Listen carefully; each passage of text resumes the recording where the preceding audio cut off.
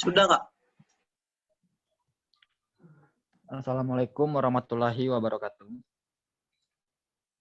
Waalaikumsalam warahmatullahi wabarakatuh. Kami dari kelompok 6 akan menjelaskan dan memeriksa hasil kerangka pikiran kami. Yang pertama itu akan dijelaskan oleh Yusuf. Dan mungkin nanti akan ada dilanjutkan dengan teman-teman yang menanggapi hasil dari karya ilmiah yang telah dibuat oleh saudara Yusuf. Terima kasih.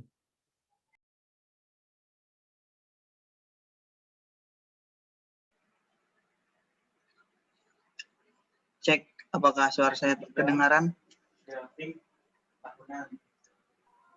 Kedengaran. Iya, kedengaran.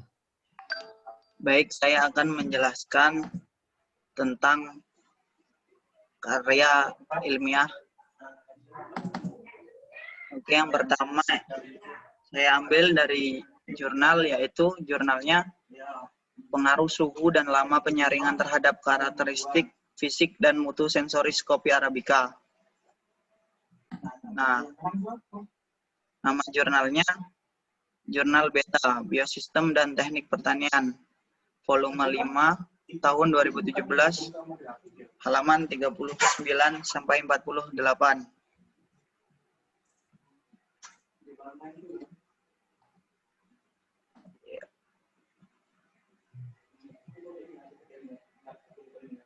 Penulis yaitu Niputu Ayu Purnamayanti, Ida Bagus Putu Gunadnya, dan Gede Arda. Dan informasi yang diekstrak, yang pertama rumusan masalah, yaitu suhu dan lama penyaringan yang berbeda-beda setiap kali proses produksi mengakibatkan kualitas kopi Arabica yang berbeda-beda pula. Kemudian tujuan yang saya ambil dari jurnal tersebut yaitu menentukan hubungan kondisi penyaringan terhadap karakteristik mutu bubuk kopi, hasil penyaringan, dan menentukan kondisi optimal biji kopi untuk memperoleh bubuk kopi yang terbaik. Kemudian hipotesis yang saya ambil yaitu analisis dalam hubungan pada suhu juga lama penyaringan terhadap karakteristik yang berbeda-beda. Sementara itu, waktu untuk menyangrai cukup bervariasi, tergantung dari sistem dan tipe mesin penyangrai yang digunakan. Umumnya, waktu yang diperlukan untuk proses penyaringan dibutuhkan waktu sekitar 15-30 menit, yang bertujuan untuk menjaga kualitas kopi dari segi warna kopi, dan yang paling penting dari segi rasa kopi yang diinginkan. Suhu dan lama penyaringan yang berbeda-beda setiap kali proses produksi mengakibatkan kualitas kopi Arabica yang berbeda-beda pula. Salah satu upaya yang dapat dilakukan untuk memberikan nilai tambah bagi produk kopi adalah dengan melakukan proses pengolahan kopi sekunder, yaitu pengolahan biji kopi menjadi kopi bubuk dan mengetahui karakteristik bubuk kopi. Kemudian, informasi yang saya rujuk dari jurnal tersebut adalah terdapat variasi pada lama waktu saat proses penyaringan berlangsung, yang dimana itu semua tergantung pada sistem dan juga dari tipe mesin saat proses penyaringan yang digunakan.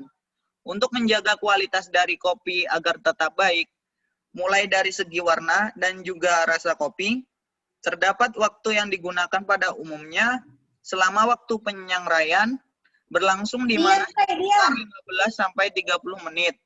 Selama proses penyangraian berlangsung, pada suhu juga lama penyangraian dapat menyebabkan kualitas dalam kopi Arabica yang berbeda-beda setiap kali proses produksi tersebut. Purnamayanti et al. 2017. Kemudian yang kedua, judul jurnal atau artikel yang saya ambil adalah pengaruh kadar biji pecah dalam penyangraian terhadap cita rasa kopi Robusta di Desa Pucak Sari, Buleleng, Bali. Nama jurnal yaitu Jurnal Rekayasa dan Manajemen Agroindustri, volume 5, tahun 2017, halaman 74 sampai 84. Penulisnya Ayu Indah Pusparini, AAP Agung Suryawan. Kemudian rumusan masalah pada jurnal tersebut yaitu metode pengolahan yang sederhana dan fasilitas yang terbatas pada saat pengolahan menyebabkan mutu kopi menurun. Salah satu dampak dari keterbatasan fasilitas adalah terjadinya biji pecah. Tujuannya adalah untuk menganalisa pengaruh biji pecah dalam penyangraian terhadap cita rasa kopi di Desa Pucak Sari dan mengetahui kadar biji pecah serta level penyangraian yang tepat untuk menghasilkan kopi Robusta di Desa Pucak Sari dengan cita rasa yang baik. Kemudian, hipotesis yang saya ambil dari jurnal tersebut adalah kadar biji yang berpengaruh saat penyangraian akan menyebabkan perbedaan mutu yang ada saat pengolahan. Penyangraian sangat berperan penting terhadap cita rasa kopi, karena penyangraian biji kopi akan mengubah secara kimiawi kandungan-kandungan dalam biji kopi, disertai susut bobotnya. Bertambah besarnya ukuran biji kopi dan perubahan warna biji, kopi biji setelah disangrai akan mengalami perubahan kimia yang merupakan unsur cita rasa yang lezat. Kemudian, informasi yang saya rujuk yaitu kopi pada negara Indonesia telah menempati peringkat ketiga terbesar di dunia yang dirujuk dari segi hasil produksi. Adapun jenis kopi yang terkenal dalam pasar di Indonesia yaitu Robusta dan juga Arabica, di mana dua jenis kopi itu tersebar luas di seluruh daerah Indonesia. Mutu kopi Robusta yang dihasilkan petani umumnya masih rendah karena pengolahan pasca panen masih menghasilkan kopi asalan, yaitu biji kopi yang dihasilkan dengan metode dan fasilitas sangat sederhana, kadar air relatif tinggi, kecacatan biji, dan masih tercampur dengan bahan-bahan lain dalam jumlah relatif banyak. Rini et al. 2017. Keterangan saya ambil di pendahuluan jurnal tersebut. Kemudian yang ketiga, judul jurnal yaitu pengaruh metode pengolahan dan suhu penyangraian terhadap karakteristik fisik dan kimia kopi Robusta. Nama jurnal Jurnal Tanaman Industri dan Penyegar volume 7 tahun 2020 halaman 61 sampai 72. Penulis Nanda Supriyana, Usman Ahmad, Samsudin, dan Eko Heri Purwanto. Informasi yang saya ekstrak yaitu rumusan masalah, beberapa faktor yang perlu diperhatikan selama penyangraian, di antaranya mesin sangrai, suhu dan waktu sangrai, karakteristik sifat fisik kimia kopi Robusta, penting karena sangat berpengaruh terhadap cita rasa maupun aroma seduhan kopi. Tujuan yang saya ambil di jurnal ini adalah mengetahui pengaruh metode pengolahan terhadap karakteristik mutu fisik biji beras kopi Robusta, suhu penyangraian terhadap karakteristik kopi Robusta, sangrai dan karakteristik organoleptik kopi Robusta seduh. Kemudian hipotesisnya, perbedaan pengolahan juga suhu pada saat proses penyangraian terhadap karakteristik fisik kimia pada kopi Robusta.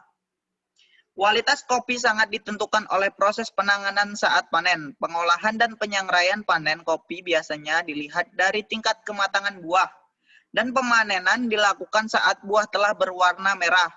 Proses pengolahan buah kopi menghasilkan biji kopi yang kemudian dilakukan penyangraian untuk menghasilkan kopi yang siap diseduh. Penyangraian sangat berperan penting terhadap hasil seduhan kopi. Beberapa faktor yang perlu diperhatikan selama penyangraian diantaranya mesin sangrai, suhu, dan waktu sangrai. Kemudian jurnal atau artikel keempat yaitu perubahan sifat fisik kimia kopi Robusta asal Semendo pada berbagai level penyangraian. Nama jurnalnya Jurnal Dinamika Penelitian Industri volume 31 tahun 2020 halaman 79 sampai 86. Penulis Sri Agustin.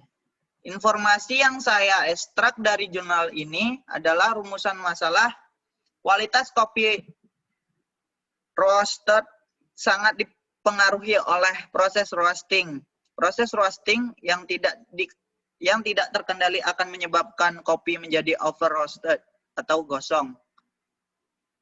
Untuk kopi yang kurang matang, yang akan menurunkan cita rasa kopi. Kemudian tujuannya untuk mempelajari profil roasting kopi Robusta asal Semendo, dan juga untuk mempelajari sifat fisik kimia dan sensoris kopi roasted pada berbagai level roasting. Kemudian hipotesisnya, proses penyangraian yang akan menyebabkan sifat fisik kimia dan juga sensoris terdapat perubahan dalam kopi Robusta asal Semendo. Rasa dan aroma seduhan kopi terbentuk selama roasting di mana biji kopi mengalami serangkaian reaksi.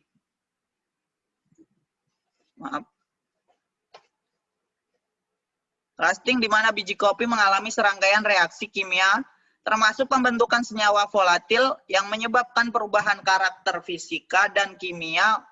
Umumnya, proses roasting dilakukan pada suhu lebih dari 200 derajat Celcius selama waktu tertentu, dan biasanya dikendalikan berdasarkan kehilangan berat dan perubahan warna.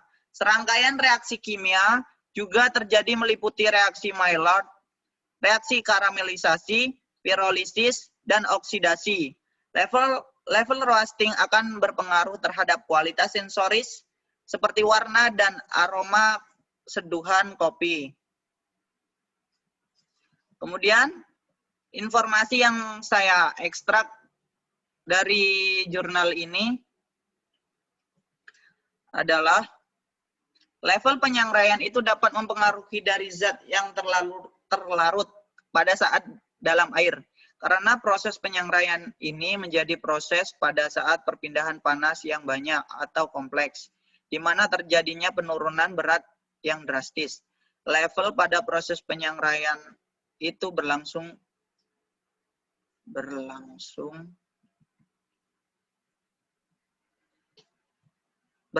dilihat dari perbedaan warna, juga pada kehilangan berat, flavor, juga dari aroma yang mengalami pembentukan dikarenakan adanya perubahan dalam komponen kimia tersebut. Agustin 2020. Dan juga terdapat perubahan pada sifat fisika pada kopi saat proses penyangraian berlangsung, yaitu meliputi dari kadar air, volume, lalu ada densitas, dan juga dari pH. Dan terakhir pada spektra IR kopi. Kehilangan berat, adanya peningkatan pada volume, laju penurunan pada densitas dan adanya kadar air, munculnya pH. Dan terdapat kadar kafein kopi. Dan terakhir adanya perubahan pada spektra IR kopi. Itu semua terjadi selama proses penyangraian berlangsung. Agustin 2020. Kemudian jurnal atau artikel yang kelima yaitu otomatisasi pengaruh suhu dan waktu pada penyangraian kopi, roaster coffee berbasis Atmega 16 pada tampilan LCD, liquid crystal display. Nama jurnal Gema Teknologi volume 19 tahun 2016 halaman 6 sampai 8. Penulis Mas Deris Setiawan dan Eko Arianto. Informasi yang saya ekstrak yaitu rumusan masalah penyangraian kopi pada industri rumahan dilakukan secara manual, menggunakan pengaduk tangan dan menggunakan kompor kayu atau kompor gas. Apabila penyangraian dilakukan dalam skala besar, akan mempengaruhi kualitas dan produktivitas kopi tersebut karena kurang efisien untuk tenaga. Kemudian tujuan yang saya ambil untuk mengatasi hal tersebut, maka penelitian ini menciptakan sebuah alat penyangrai kopi dengan kontrol otomatis menggunakan Atmega 16 yang ditampilkan pada LCD atau Liquid Crystal Display dengan memanfaatkan elemen pemanas sebagai pembangkit panas dan termokouple sebagai sensor suhu. Kemudian hipotesisnya adalah alat penyangrai kopi agar dapat mengatur suhu juga waktu secara otomatis saat proses penyangraian berlangsung. Dan perkembangan teknologi semakin pesat membuat segala sesuatu menjadi mudah dan praktis. Oleh sebab itu, di era yang serba mudah ini kita dituntut untuk selalu berkreativitas, menemukan sebuah inovasi terbaru untuk menunjang sebuah teknologi. Salah satunya adalah dengan membuat roaster kopi atau penyangrai kopi. Kemudian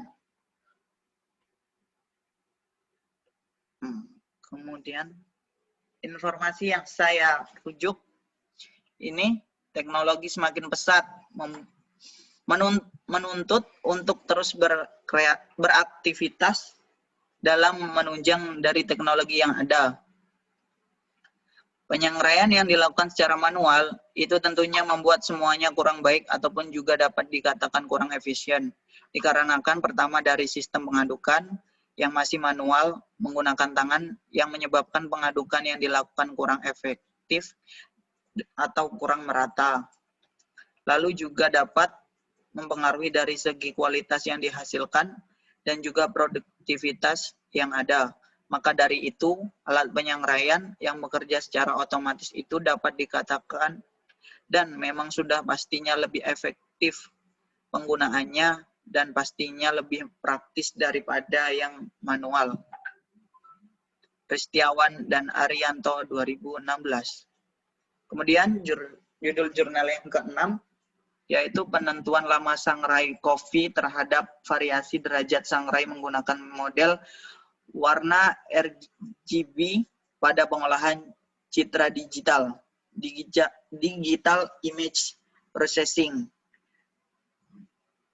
Nama jurnalnya Jurnal Agroteknologi volume 9 tahun 2019 halaman 102 sampai 111. Penulis Bambang Marhenanto, Dedi Wirawan Sudibyo, Miftahul Farid. Yaitu rumusan masalahnya, pengolahan citra image processing dapat dijadikan salah satu alternatif pilihan dalam pemutuan. Tujuan dengan teknologi pengolahan citra image processing ini diharapkan membantu untuk menentukan kualitas mutu kopi dan sangrai. Kemudian hipotesis yang saya ambil, model warna RGB dapat menentukan lama dari waktu sangrai untuk mutu kopi. Secara signifikan, produksi biji kopi di Indonesia terus meningkat. Namun mutu hasil pengolahan kopi yang dihasilkan umumnya masih rendah. Oleh karena itu, untuk memperoleh biji kopi yang bermutu baik, maka diperlukan penanganan pasca panen yang tepat dengan melakukan setiap tahapan secara benar. Kemudian informasi yang saya rujuk yaitu kopi menjadi bagian dari hasil perkebunan yang memiliki nilai ekonomis cukup tinggi. Juga memiliki perannya itu menjadi sumber dari devisa negara. Biji kopi pada produksinya di Indonesia itu selalu mengalami peningkatan, tetapi masih ada kendala pada mutu yang masih rendah. Dari hasil pengolahan biji kopi yang dihasilkannya diperlukan adanya penanganan pada saat pasca panen yang terbaik atau dengan benar untuk mendapatkan biji kopi yang memiliki mutu bagus atau baik. Marhiananto et al. 2015. Kemudian judul jurnal yang ketujuh, perubahan karakteristik fisik biji kopi yang ditambah sorbitol selama penyangraian. Nama jurnal, Jurnal Ilmu Pangan dan Hasil Pertanian volume 2 tahun 2018 halaman 173 sampai 182. Penulisnya yaitu Umar Hafiz Al-Asyari, Hasbullah, Hikmah Yuliani, Zulfah Maharani, dan Leila Nur Rahmah. Informasi yang saya ekstrak yaitu rumusan masalah penanganan sorbitol akan mempengaruhi karakteristik biji kopi mentah sebelum disangrai.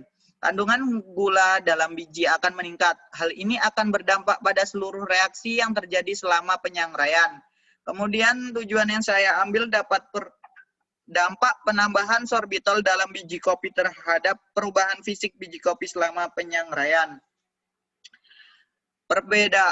Yaitu kemudian hipotesis yang saya ambil adalah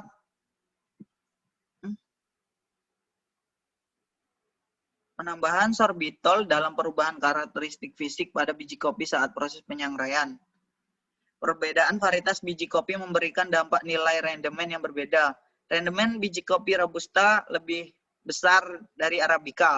Hal ini dimungkinkan dipengaruhi ukuran biji Robusta yang lebih kecil daripada Arabica, menyebabkan lebih banyak jumlah biji yang disangrai pada saat yang sama.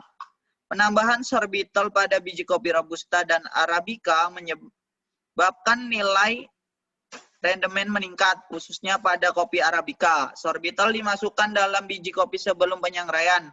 Sorbitol ini akan menambah bobot dalam biji kopi sangrai.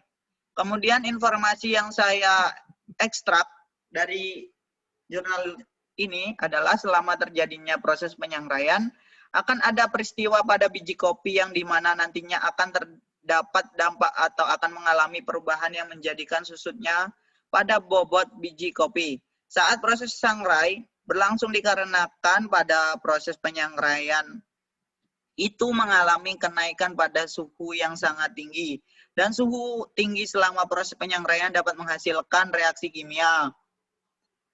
Adanya perbedaan pada tingkat saat proses penyangraian berlangsung nantinya juga berdampak pada rendemen.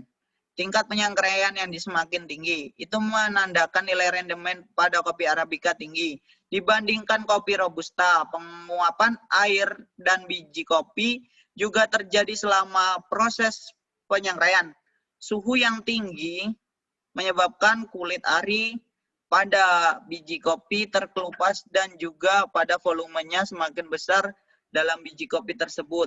Hasbullah et al. 2018 yang diambil di tinjauan pustaka.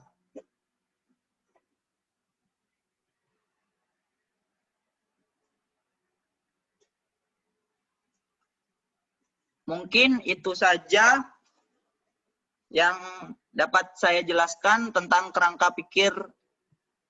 Saya kembalikan ke moderator. Terima kasih.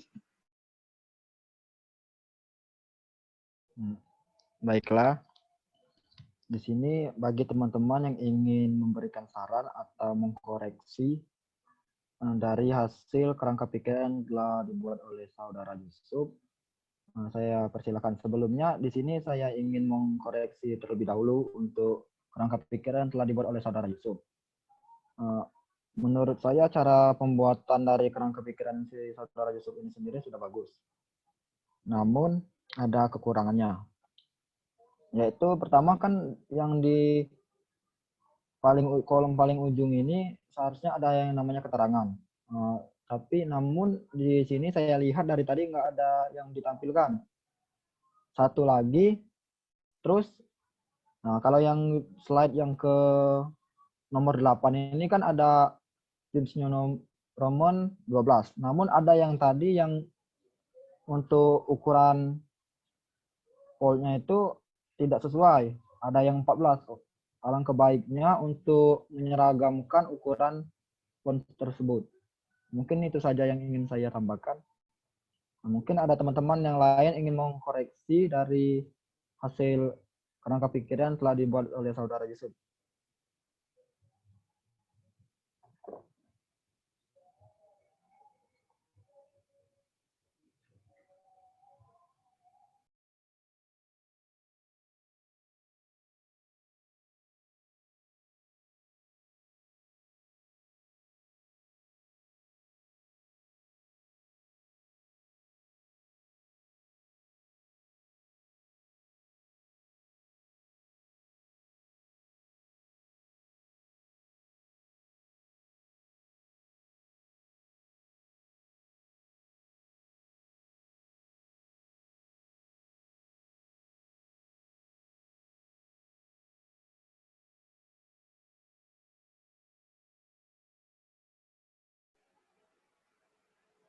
Oke, terima kasih kepada Peru Irawan atas masukan yang telah diberikan.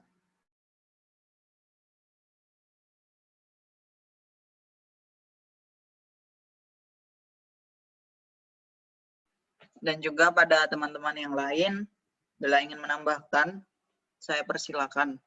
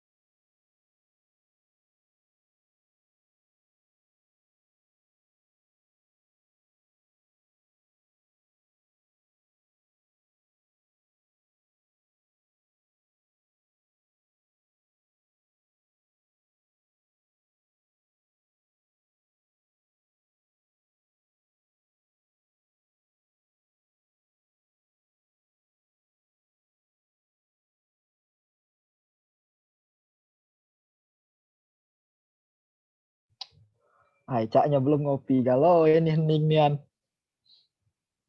Awak bahasan lah kopi kita nih hening nian. Ngantuk apa?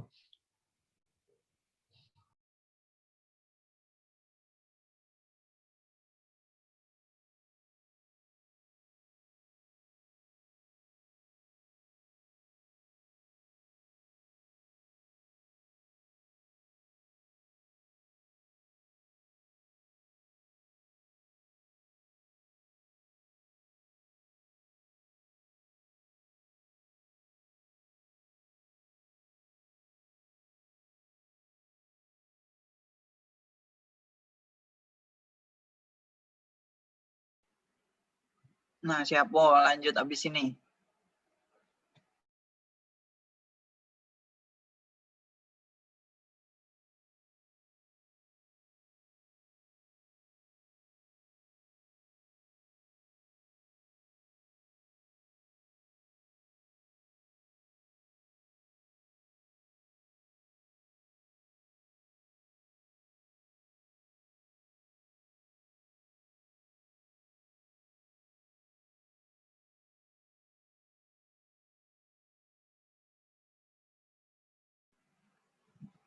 Bagaimana teman-teman? Apakah sudah cukup atau ada yang kurang?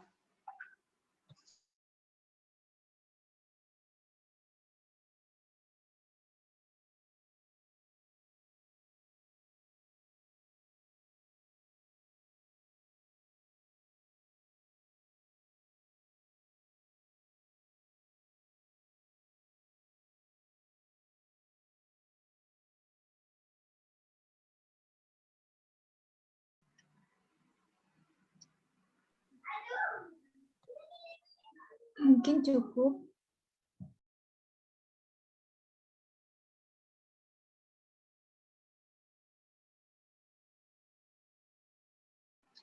Oke, apabila sudah cukup, mungkin itu saja paparan dari saya tentang kerangka tugas ini apa? Judul info.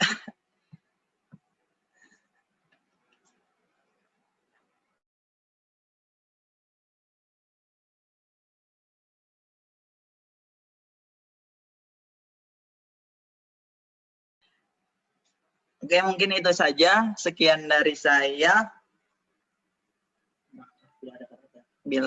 Maaf apabila ada kata-kata yang salah. Assalamualaikum warahmatullahi wabarakatuh. Saya kembalikan ke moderator. Waalaikumsalam warahmatullahi wabarakatuh. Baiklah, terima kasih untuk Saudara Yusuf untuk penjelasannya. Mungkin di sini untuk Saudara Yusuf boleh ditutup dulu untuk share screen. Sembari menunggu Saudara Yusuf untuk menutup share screen-nya ini, alangkah baiknya kita sebelum masuk ke orang selanjutnya untuk menjelaskan kerangka pikiran yang telah dibuat, alangkah baiknya kita membahas terlebih dahulu kopi itu sendiri. Di sini saya selaku moderator ingin bertanya, untuk kalian semua ini mungkin ada beberapa yang suka minum kopi kan, dan ada juga yang tidak suka minum kopi. Untuk kalian yang ada di sini, apakah sudah pernah semua minum kopi? Sudah. Terus untuk kopinya sendiri, kopi apa yang sering kalian minum? Kopi luwak. Kopi luwak. Lebih suka kopi luwak. Janjian caknya kalian nih. Sama kalau jawaban. Nah, hati kami itu. Karena kopi luwak kan lebih enak, lebih manis. Nggak ada ampasnya. Nggak ada ampasnya.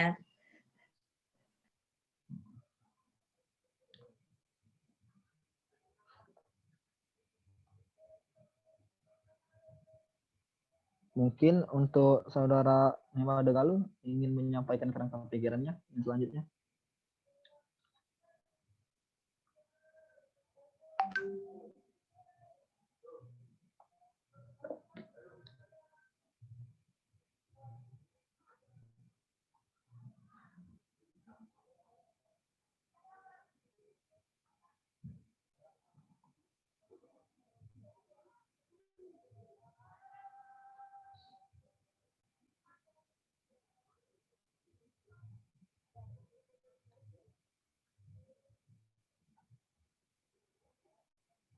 Mungkin untuk Saudara Yusuf boleh dikasihin ke Nima Degalu untuk hostnya agar dia bisa share screen dan menjelaskan kerangka pikiran itu selanjutnya.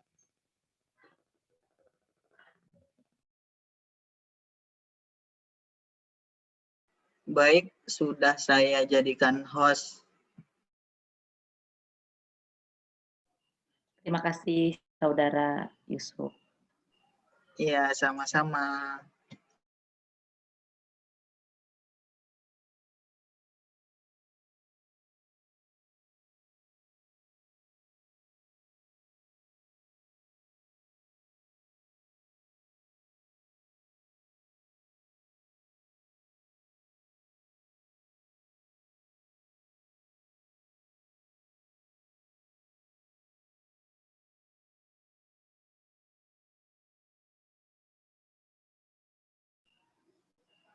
Apakah sudah terlihat tampilan kerangka pikiran saya? Sudah. Sudah. Baiklah, saya di sini ingin menjelaskan tentang kerangka pikiran yang saya buat. Di sini saya mengambil dari jurnal aplikasi teknologi pangan dengan judul jurnalnya antioksidan dan kadar fenol berbagai ekstrak daun kopi, potensi aplikasi bahan alami untuk fortifikasi pangan. Nah, kalau di sini rumusan masalah yang saya ambil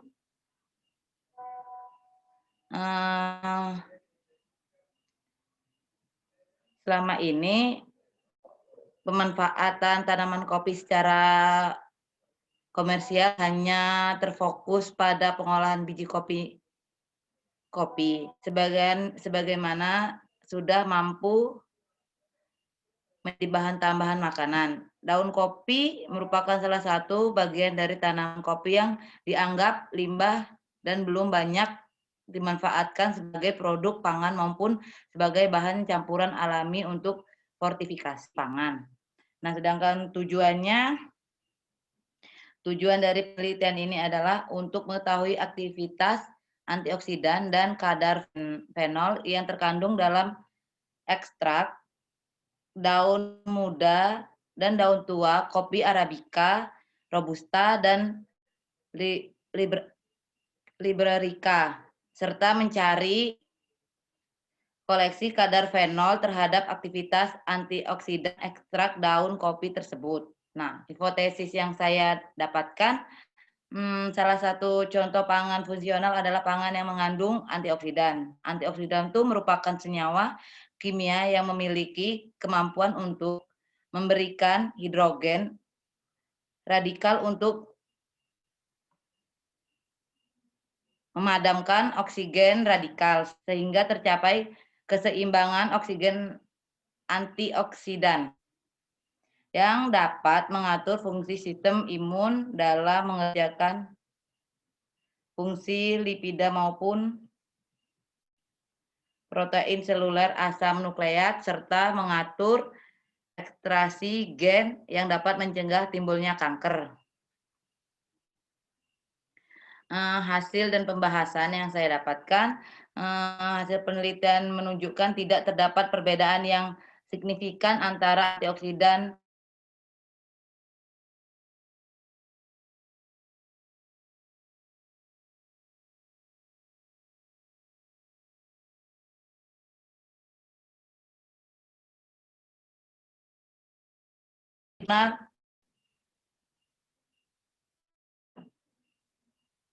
Kalitbangan.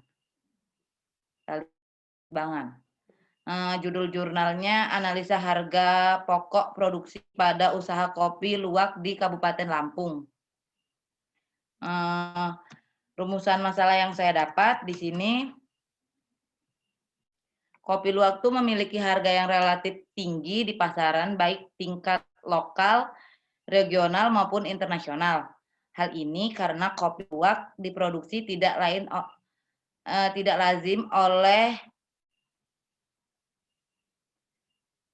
hewan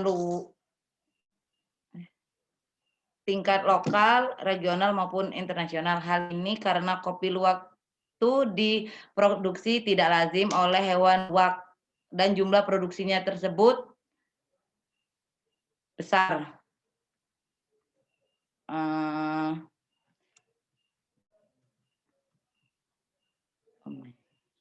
Pada saat ini harga kopi luwak di dalam bentuk grand pada tingkat produksi mencapai sangat tinggi dan per kilonya bisa mencapai ratusan sampai puluhan ribu. Tujuan dari penelitian jurnal ini yaitu menganalisis harga pokok produksi kopi luwak di setiap sektor produksi dan menghasilkan tingkat kelayakan dan pengembangan usaha kopi luwak di Lampung Barat. Hipotesis yang saya ambil yaitu salah satu produsen kopi terbesar di Indonesia adalah Provinsi Lampung. Produksi kopi biji di Lampung pada tahun 2012 mencapai 139.059 ton yang didominasi oleh kopi jenis Robusta dengan luas lahan yang dimanfaatkan untuk perkebunan kopi tersebut. Nah, hasil dan pembahasannya bisa dilihat sendiri bahwa hasil analisis signifikan menunjukkan bahwa jika terjadi kenaikan harga bahan baku sebesar 25% dan penurunan harga jual sebesar 50%, didapatkan net B per C kurang dari 1. Tingkat bunganya itu IRR kurang dari 19,25%. Terus jurnal yang selanjutnya dari jurnal Ilmu Pertanian Indonesia dengan judul jurnal klarifikasi kopi bubuk koleksi dan Toraja menggunakan UV. Rumusan masalah yang saya dapat di Provinsi Sulawesi Selatan terdapat 2 jenis kopi Arabica yang telah dapati sertifikat indikasi geografi, yaitu kopi Arabica koleksi, sedangkan dengan kopi Toraja.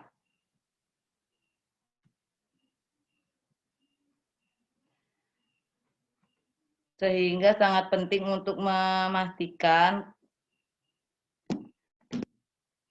kemurnian kopi sebagai upaya untuk menjaga kualitas kopi seperti yang diperdagangkan. Tujuan dari jurnal yang saya ambil yaitu pada penelitian ini berjudul untuk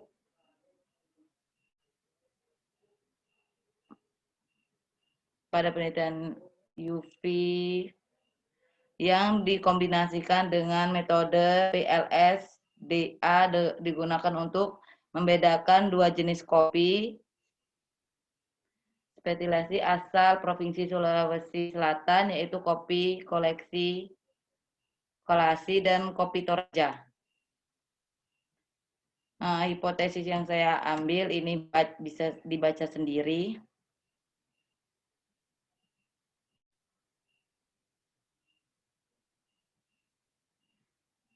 Dan hasil dan pembahasan yang saya ambil dari jurnal yang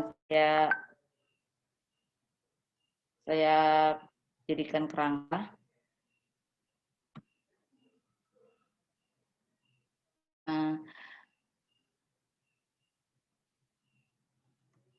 Dan ini juga, di sini adakah teman-teman yang ingin memberi saran untuk kerangka pikiran jurnal saya dari yang sudah saya perlihatkan?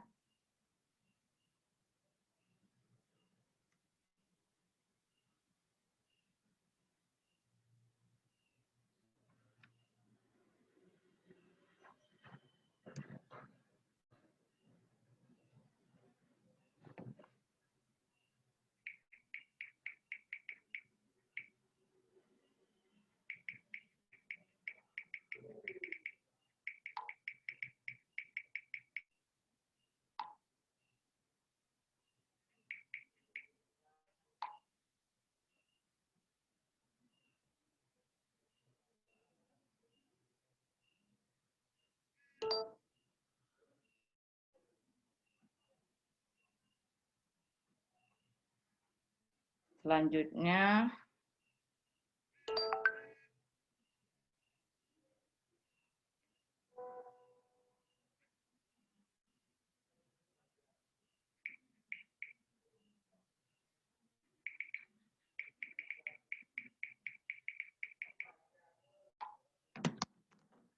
Sini saya akan membacakan Jurnal Ilmu Pertanian Indonesia.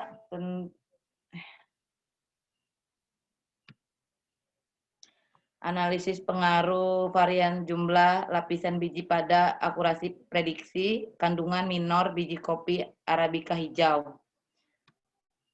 Bisa dilihat ini rumusan masalah yang saya ambil.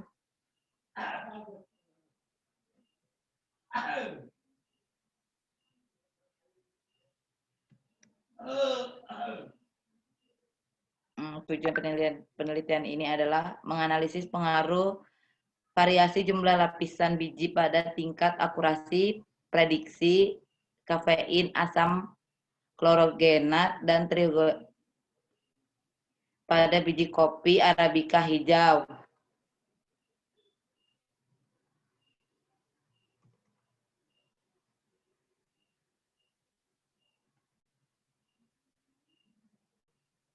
Di sini juga saya mengambil dari jurnal Agarisip yang berjudul Analisa Loyalitas Konsumen terhadap Minuman Kopi Robusta di Kota Banda Aceh. Rumusan masalah yang saya ambil bisa dilihat sendiri di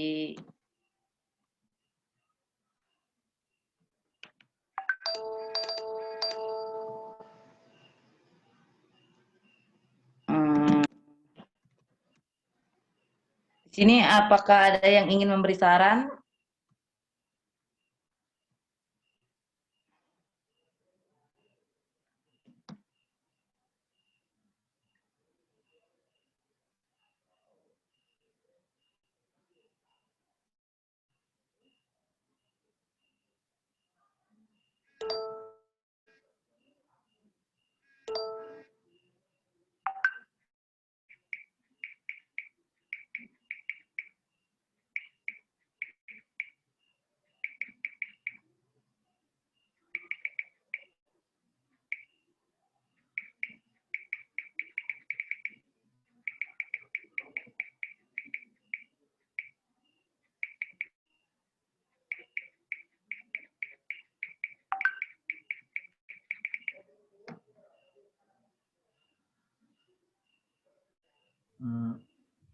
Baiklah, untuk saudara Galuh bisa kembalikan ke paling atas tadi, yang jurnal pertama kali.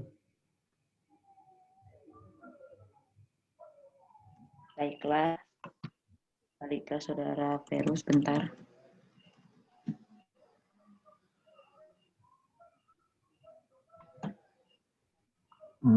Tolong di bagian hasil.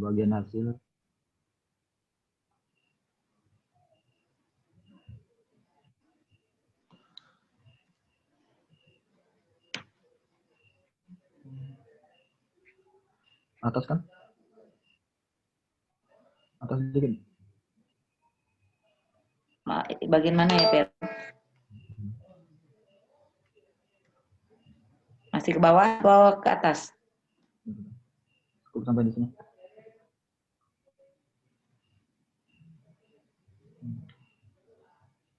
Nih. Bawa lagi yang bagian hasilnya aja. Ini? Ini bukan yang tadi, yang tentang antioksidan tadi. Yang mana ya, Peru ya? Sebentar ya. Yang berapa? Kedua, ketiga, keempat, kelima? Sama, yang bagian hasil. Nah, yang ini. Stop. Iya. Nah, Bukan. Ini kan rumusan masalah, bukan bagian hasil. oh. Kurang fokus. Yang bagian antioksidan Galuh. Jurnal pertama sekali kau tadi. Yang mana ya, Peru?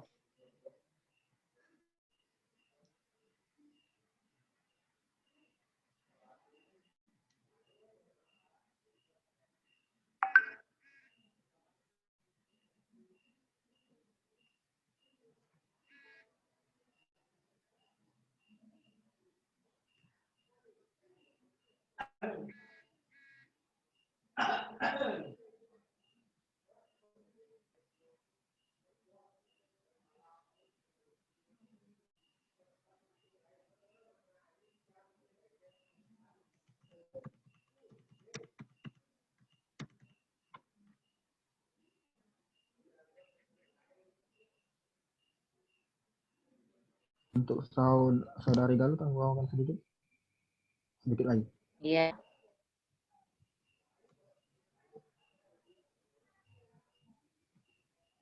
Apakah yang ini, Saudara Peru? Ya.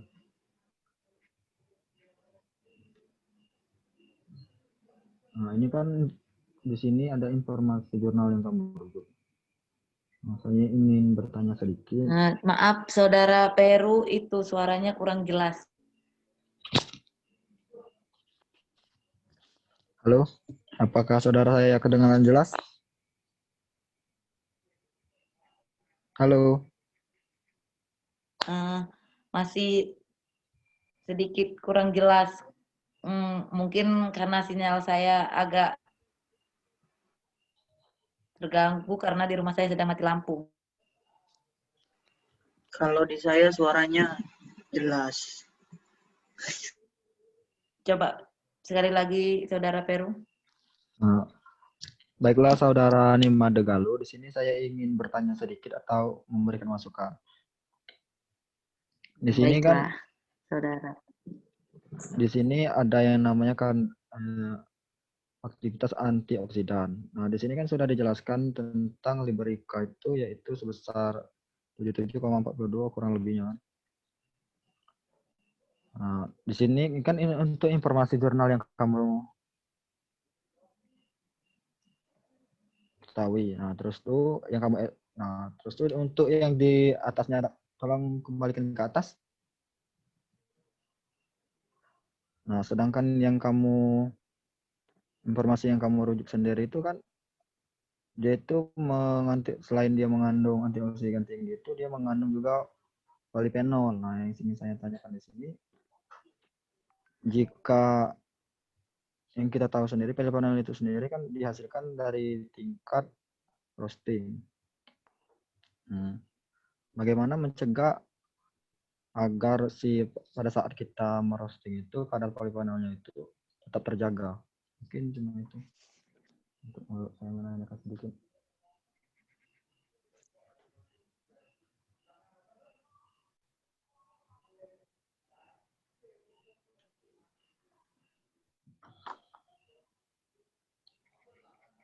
Terus tuh untuk tampilan dari kerangka ilmiah yang Galuh buat ini menurut saya sudah bagus, sangat bagus. Karena di sini sudah dilengkapi dengan hasil dan pembahasan. Terus tuh di keterangannya itu selain dibuat pendahuluan dan tinjauan juga dijelaskan di bagian tinjauan itu ada juga yang informasi yang diambil mungkin itu saja yang dapat saya sampaikan.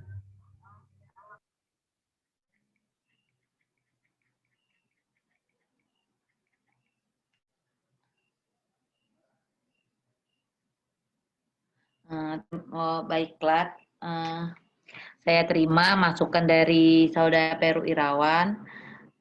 Nanti saya akan perbaiki kerangka pikiran saya. Terima kasih atas sarannya Peru Irawan.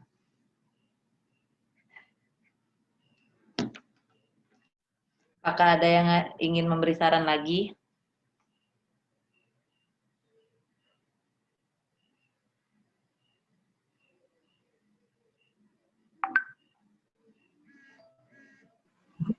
Menurut saya sudah cukup. Cukup.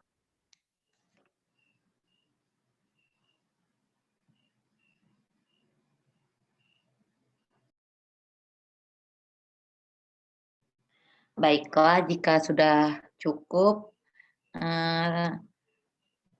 saya ucapkan terima kasih kepada yang memberi saran atas kerangka pikiran yang saya buat. Saya akan kembalikan kepada moderator.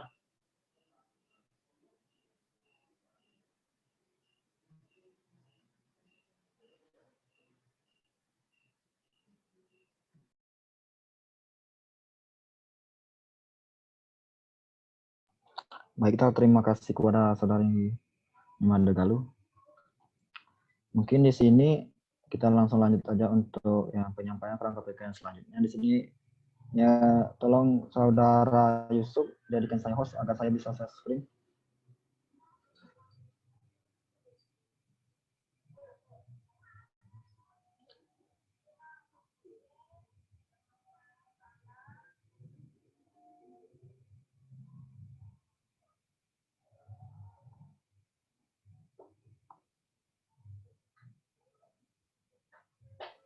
Saudara Peru, saya akan jadikan host. Mungkin akhiri dulu Galuh untuk share screen yang kamu lakukan. Baiklah, di sini saya ucapkan terima kasih pada teman-teman yang sudah memberi masukan dan yang sudah mendengarkan dari kerangka pikiran yang saya buat. Terima kasih, selamat malam. Malam.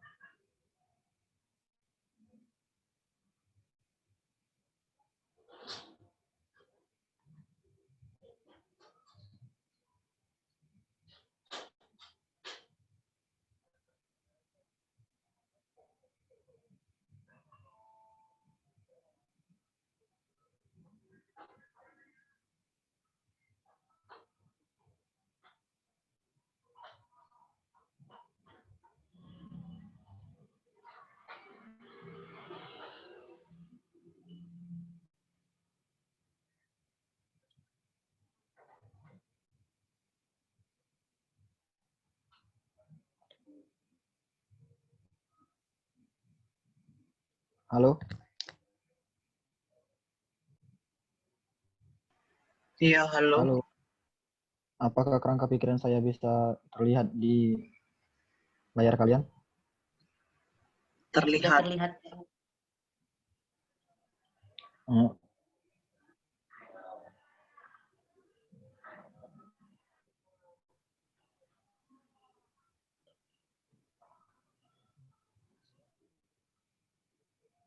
Baiklah. Saya mulai. Assalamualaikum warahmatullahi wabarakatuh. Waalaikumsalam warahmatullahi wabarakatuh. Baiklah, di sini saya akan menyampaikan hasil kerangka pikiran yang telah saya buat. Untuk yang pertama itu saya mengambil jurnal dengan judul penurunan kadar kafein kopi Arabica dengan proses fermentasi menggunakan Nopcore MHZ15 dengan nama jurnal Teknologi Kimia dan Industri dengan volume 2 dan dirujuk 4 kali dengan halaman 170 sampai 176.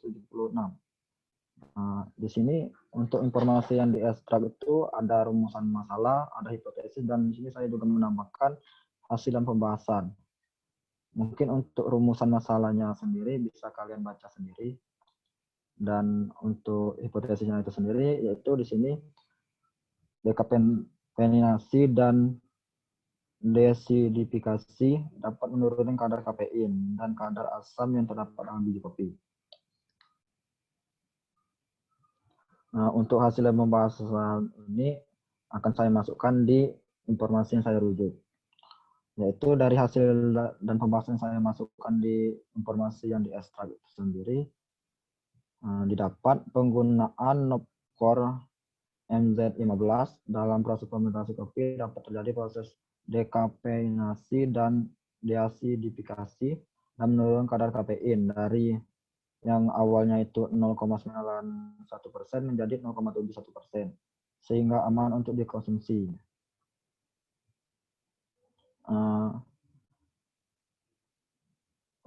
Terus tuh keterangannya itu terdapat di pendahuluan dan pembahasan.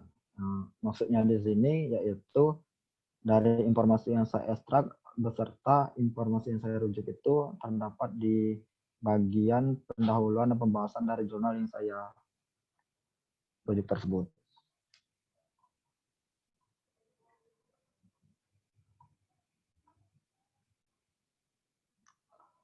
Terus tuh sini ada jurnal yang saya rujuk selanjutnya itu yaitu kopi luwak budidaya sebagai diferensiasi produk yang mempunyai cita rasa khas. Judul jurnal yang saya ambil itu yaitu dari jurnal Sekuler Inovasi Tanaman Industri dan Lingkaran. Dari polnya itu sendiri yaitu 361, untuk halamannya itu sendiri 19 sampai 30. Untuk rumusan masalahnya sendiri di sini dapat kita lihat bersama-sama bahwa kopi luwak itu sendiri memiliki keistimewaan cita rasa dan keunikan proses produksinya. Terus itu dia itu dapat menyebabkan kopi luwak itu semakin di kalangan penikmat kopi lokal maupun mancanegara, sehingga meningkatkan peminatan akan produk dari kopi luwak. Itu rumusan masalah yang akan kita bahas. Terus itu tujuan dari jurnal ini yaitu untuk membandingkan cita rasa kopi yang dihasilkan antara luwak liar dan luwak budidaya. Untuk hipotesis sendiri itu, usaha memproduksi kopi luwak melalui budidaya penangkaran hewan luwak dalam kandang merupakan usaha diverifikasi produk yang memberikan nilai tambah dan cukup signifikan bagi petani. Untuk hasil dan pembahasan dari jurnal ini dapat kalian baca sendiri. Kalian lihat di tampilan di atas.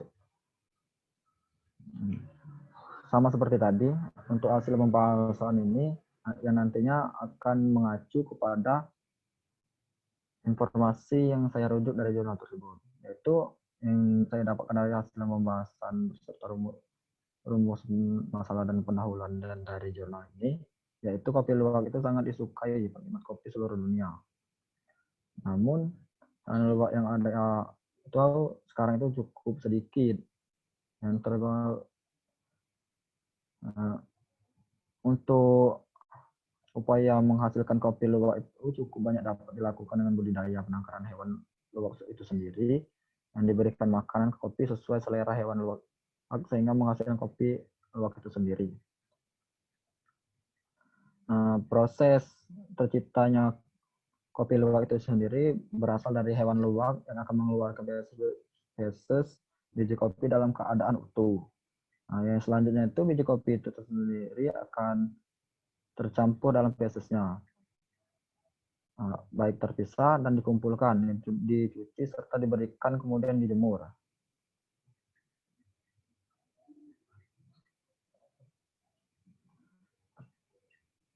Setelah biji kopi itu sudah kering, seharusnya biji kopi itu akan bisa kita kupas dari kulit tanduknya itu sendiri, dan kemudian dilakukan proses pengolahan terhadap selanjutnya sampai bisa kita nikmati. Yang sering kita nikmati itu adalah kopi luwak white kopi kan.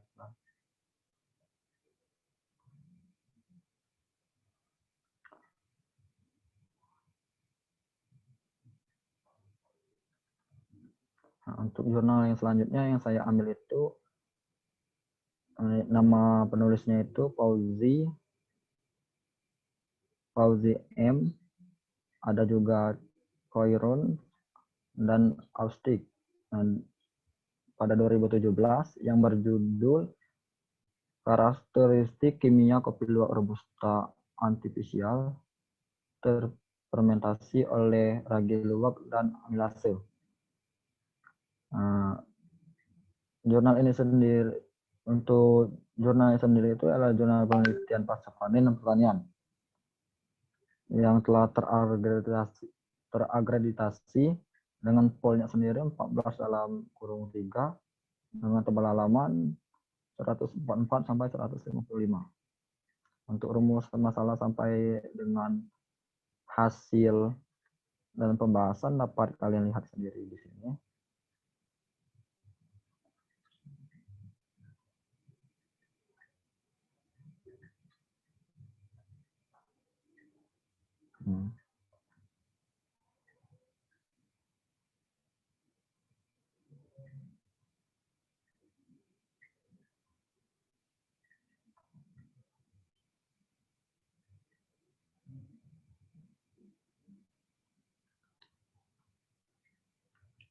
Oke, langsung lanjut saja ke jurnal yang selanjutnya. Di sini saya mengambil jurnal dengan penulisnya itu Mapung dan Arianto pada tahun 2018 dengan judul jurnal karakteristik fisik bubuk kopi dan mutu organoleptik. Tuduhan bubuk kopi liberica tunggal komposisi pada beberapa fermentasi. Diambil dari jurnal media pertanian dengan pol 3 dan kurung 2 dengan tebal halaman 72 sampai 78. Untuk rumusan masalahnya sendiri, itu mutu dan cita rasa senduhan bubuk kopi dipengaruhi oleh tingkat kematangan atau varietas budidaya dan penanganan pasca panen buah kopi.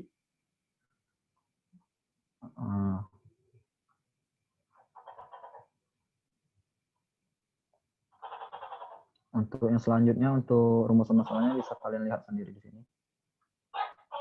Untuk tujuannya sendiri itu untuk mengetahui karakteristik fisik bubuk kopi dan mutu organoleptik dan bubuk kopi liberica pada berbagai metode fermentasi. Jadi di sini kita ditujukan untuk membedakan metode dalam fermentasi dan pengolahan kopi itu sendiri. Untuk hipotesisnya itu sendiri, proses fermentasi dapat dilakukan pada biji kopi digolongkan menjadi beberapa metode, di antaranya itu fermentasi basah, fermentasi semi basah, dan fermentasi kering. Di sini ada hasil dan pembahasan yang akan mengacu pada hasil jurnal yang saya rujuk. Untuk hasil jurnal yang saya rujuk itu sendiri, salah satu faktor yang mempengaruhi mutu dan cita rasa proses fermentasi, semakin lama proses fermentasi hasil biji kopi yang semakin gelap. Hal tersebut disebabkan oleh reaksi enzimatis selama proses fermentasi tersebut.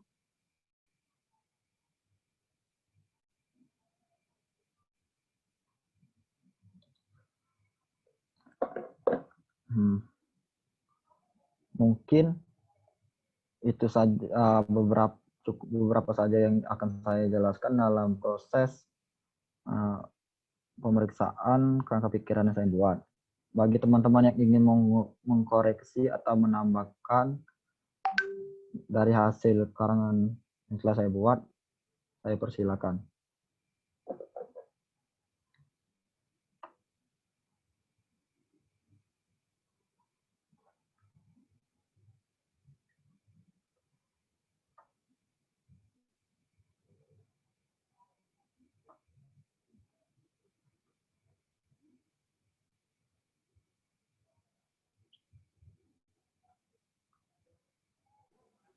Baiklah, saya di sini ingin menanggapi kerangka pikiran perwirawan. Menurut saya,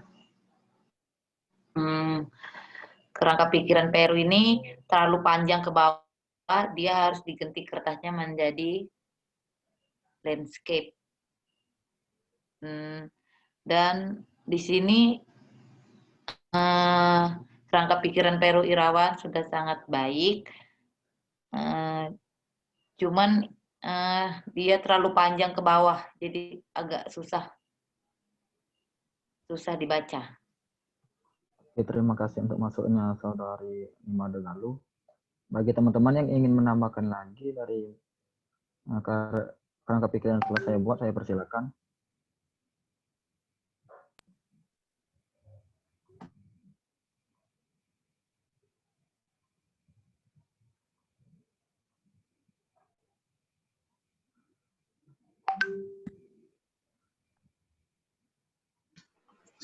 Ya, saya akan menambahkan tentang tugas ini. Mungkin di informasi jurnal tersebut kurang rapi ya. Kalau bisa penulisnya di apa? Di Mungkin bisa saya perjelas, mungkin maksud dari saudara Yusuf itu untuk nama penulisnya itu dapat dipisah-pisah ya, begitu? Iya, dipisah-pisah biar mudah melihatnya gitu. Oke, terima kasih untuk masukannya dari saudara Yusuf. Mungkin untuk teman-teman ada lagi yang ingin menambahkan atau memberi masukan kepada saya agar karya kerangka pikiran yang saya buat ini dapat berjalan dengan baik.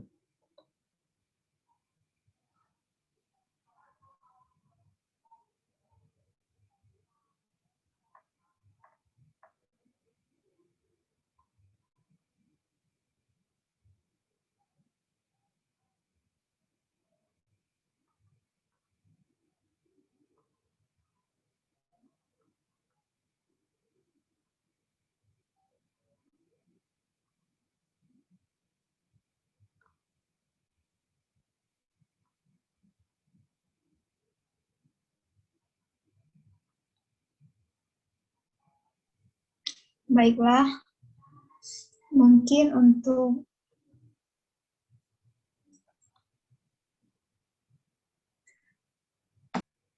rumusan masalahnya terlalu panjang dan keterangannya itu mungkin ditambahi untuk pendahuluannya itu isinya apa aja, dan keterangannya itu mungkin bisa ditambahi untuk peninjauan pustaka. Mungkin saja. Mohon maaf di sini saudari Nurul, pada jurnal yang saya rujuk itu tidak ada tinjauan pustakanya karena itu sudah terdapat di pendahuluan. Oh, iya.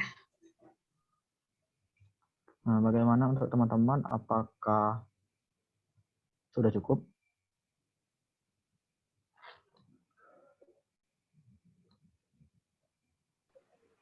Kalau menurut saya sudah cukup. Baiklah, jika saya sudah cukup, saya akhiri. Mungkin bisa langsung saja lanjut untuk yang selanjutnya untuk mempersingkat waktu.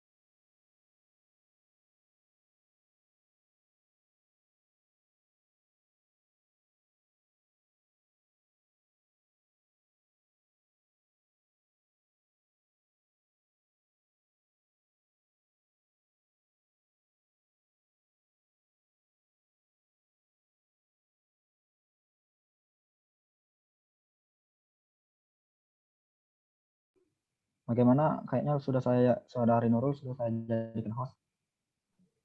Baiklah, sudah.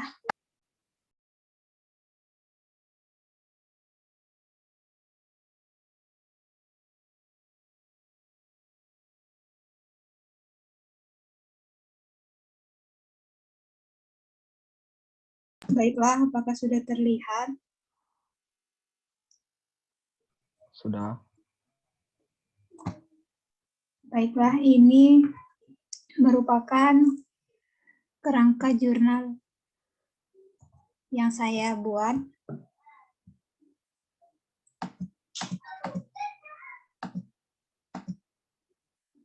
Untuk jurnal yang pertama saya pakai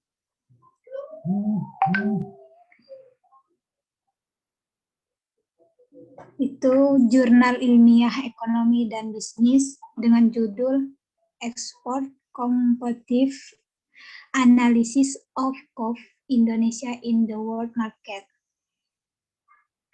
Rumusan masalahnya, bagaimana analisis CMSA pada Indonesia dan apa yang mempengaruhi daya saing Indonesia. Untuk tujuannya, berisikan tujuan dari jurnal yang saya rujuk yang berjudul bertujuan penelitian dari jurnal yang saya rujuk itu untuk menganalisis kemampuan daya saing kopi pada negara-negara produsen utama kopi dunia. Untuk hipotesisnya, formulasi pengukuran daya saing dengan CMSA menjelaskan dinamika tingkat daya saing ekspor yang menggambarkan efek pertumpahan ekspor, sehingga dapat diketahui apakah ekspor suatu komoditas mengalami peningkatan atau penurunan di pasaran dunia. Untuk hasil dari jurnal yang saya rujuk, Constant Market Share atau CMSA menunjukkan bahwa yang paling mempengaruhi daya saing Indonesia adalah efek distribusi pasar. Hal tersebut adalah ditunjukkan oleh rata-rata nilai distribusi pasar selama periode 2001 sampai 2012, menunjukkan nilai yang positif. Untuk rujukan yang saya ambil bisa dilihat sendiri.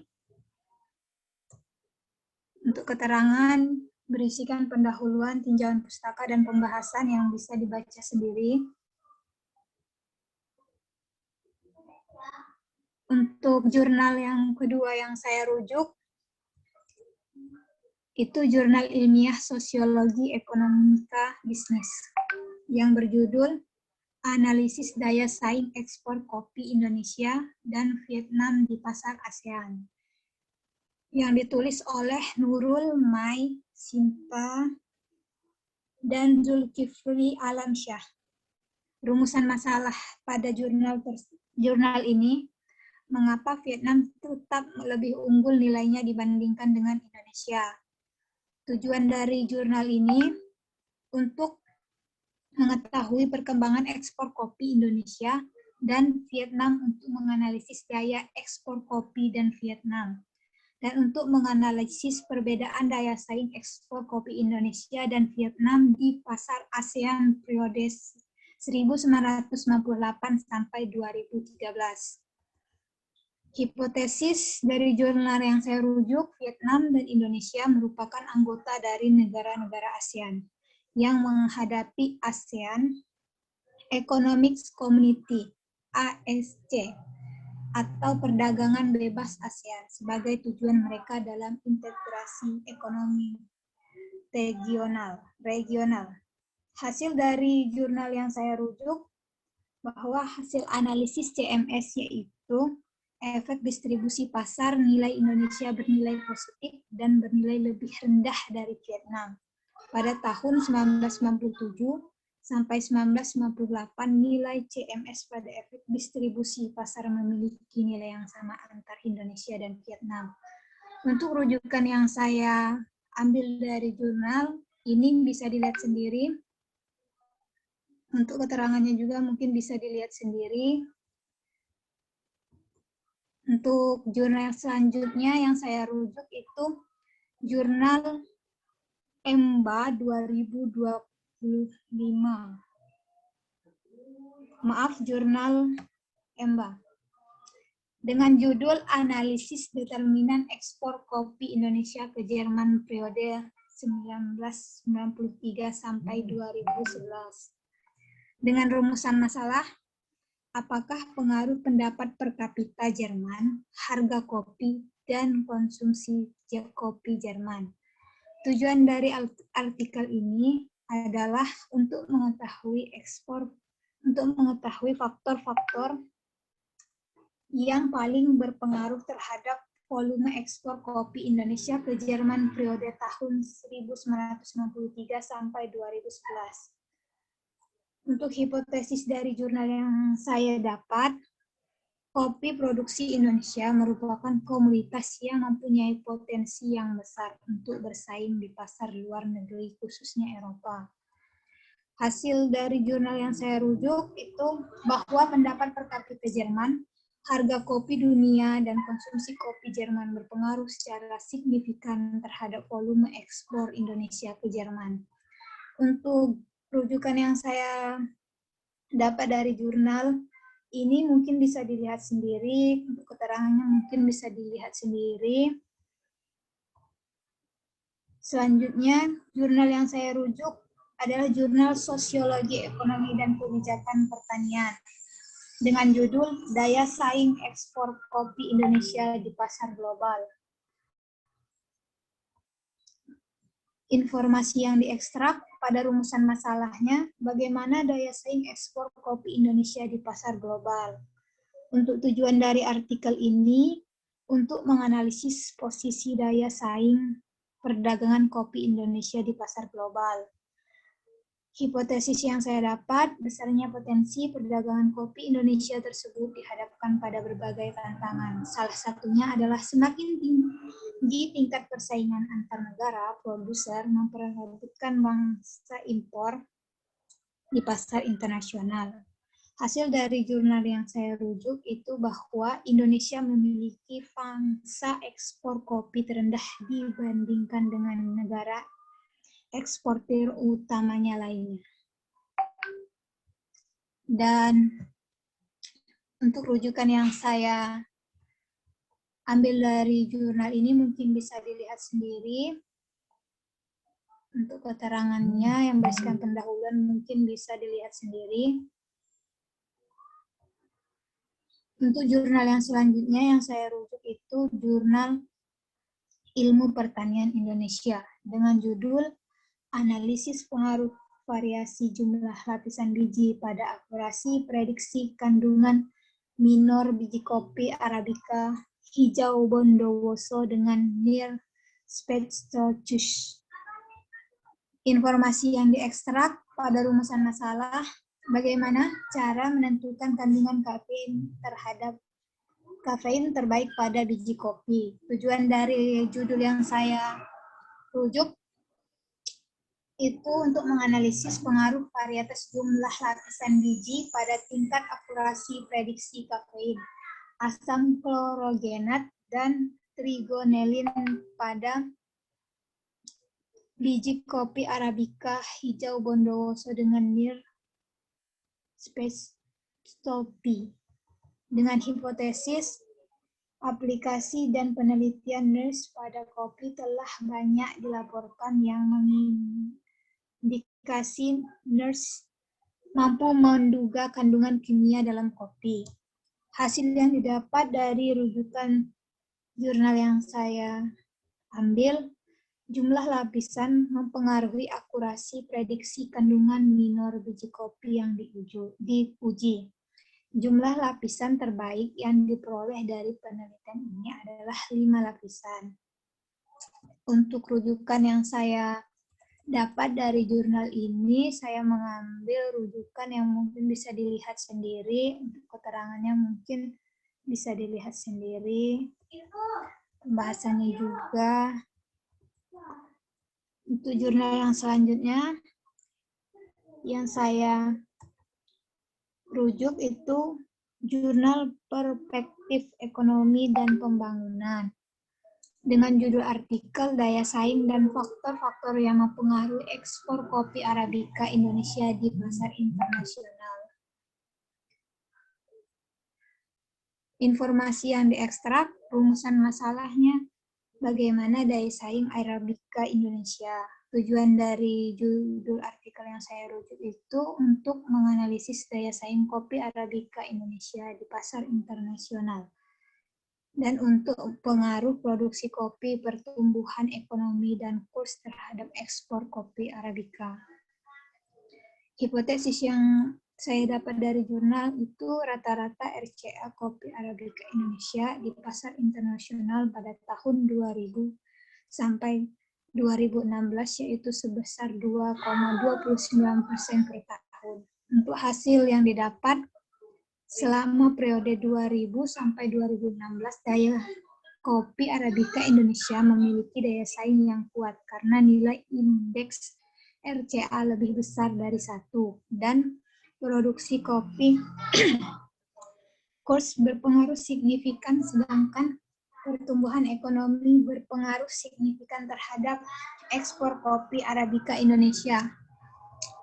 Untuk rujukan yang saya dapat dari jurnal yang saya rujuk itu mungkin bisa dilihat sendiri, untuk keterangannya mungkin bisa dilihat sendiri. Baiklah, mungkin itu saja yang bisa saya sampaikan. Kalau ada saran, mungkin bisa disampaikan agar bisa diperbaiki.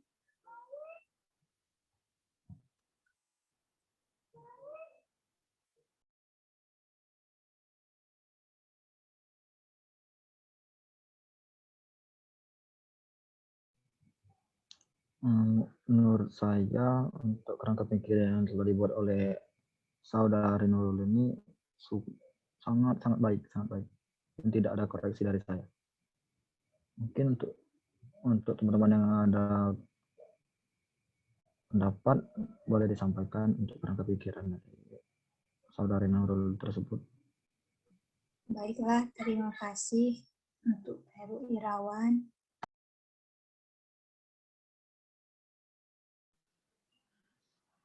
Saya di sini ingin ngasih sedikit saran. Kolom-kolom kotak kerangka pikiran dari jurnal Nurul ini terlalu kecil-kecil. Jadi kan terlalu memanjang ke bawah, jadi sulit untuk memahami isi dari kerangka pikiran Nurul. Terlalu mepet-mepet. Dan untuk kerangka pikiran jurnal Nurul udah lumayan bagus menurut saya. Baiklah, terima kasih untuk Pak Galuh. Sama-sama. Kalau menurut saya ini sudah sangat bagus. Saya jadi iri, punya saya jelek. Terima kasih, Yusuf.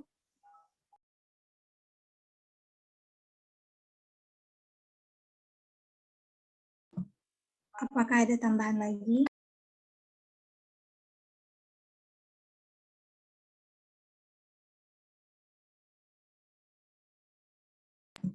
Jika tidak ada, saya kembalikan ke moderator.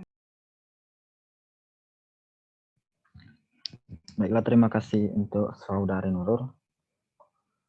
Mungkin cukup sampai di sini pemeriksaan dan penjelasan tentang kerangka pikiran yang telah kami buat. Lebih dan kurang kami mohon maaf, kepada Allah kami mohon ampun. Saya akhiri, wabillahi taufiq wal hidayah. Wassalamualaikum warahmatullahi wabarakatuh. Waalaikumsalam warahmatullahi wabarakatuh. Waalaikumsalam warahmatullahi wabarakatuh.